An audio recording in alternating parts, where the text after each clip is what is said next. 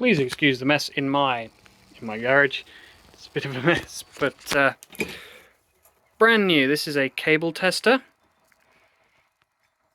Very much made in China, and as you can see, 3 of the pins for the Ethernet side are bridged. So I've got my soldering iron. Really terrible soldering iron. Yeah, I need to buy a new one.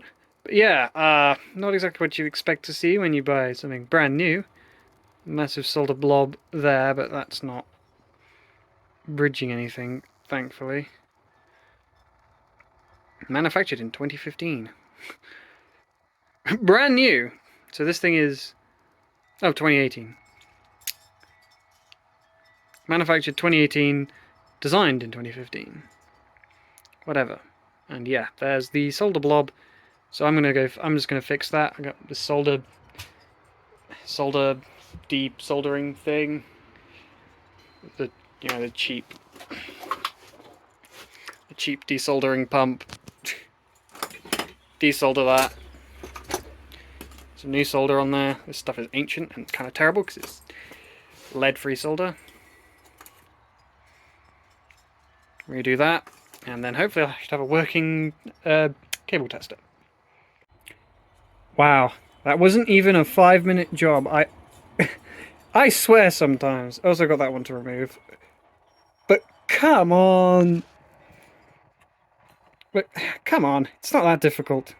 I also got to figure out why L1 doesn't light up when the signal goes.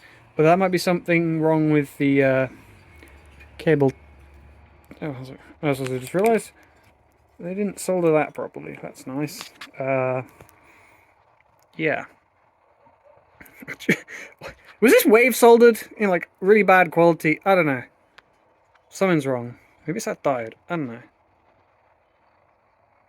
Whatever. Yeah, I'll finish this up and test it. Yep, and there we go. Working fine now. Perfect. Oh, and just also a reason. Be careful when buying cheap stuff. Especially when it's made in China. Gotta love that Chinesium.